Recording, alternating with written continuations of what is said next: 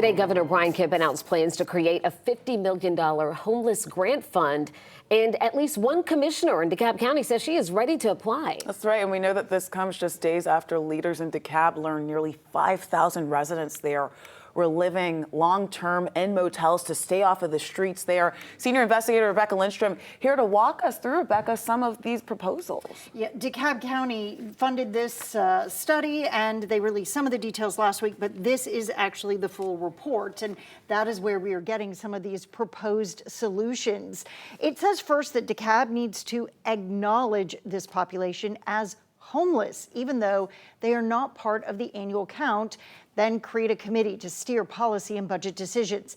These residents are paying the county's 8% hotel-motel tax, which last year raised more than $5 million. So the study recommends taking a portion of that to create a fund to help residents pay for things like first and last month's rent, security deposits, or even a program for short-term rental guarantees to landlords. Researchers found motel residents forced to pay weekly are spending about $1,700 a month to stay in a hotel.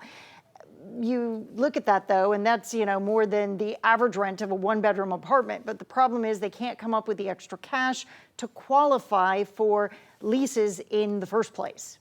Almost 60% of the survey respondents stated that the deposit plus the first month's income that they have to pay is one of the biggest barriers to securing permanent housing.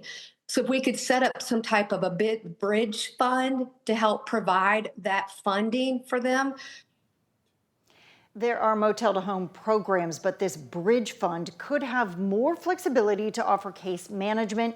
Commissioner Michelle Long says she is going to push for some funding to get this project started before the county's budget is approved in March. I mean, it makes us a valid point there, too, because $1,700 a month, that could get you a nice room in a luxury building. But if you don't have, 3 years or all these statements and things, now you're paying more to stay in a motel. And they've even pointed out that these people are spending like 70% of their income just on that motel. $1,700. So, I mean, everyone's tried to rent an apartment before. You got to have 3 times the income. It's crazy. It's a bad cycle. If you're spending it all on that, you're not going to qualify. And that's part of the system. That's the issue. And it just keeps people in this box that they can't get out. Absolutely. Yeah. Rebecca, thank you so much for looking into that.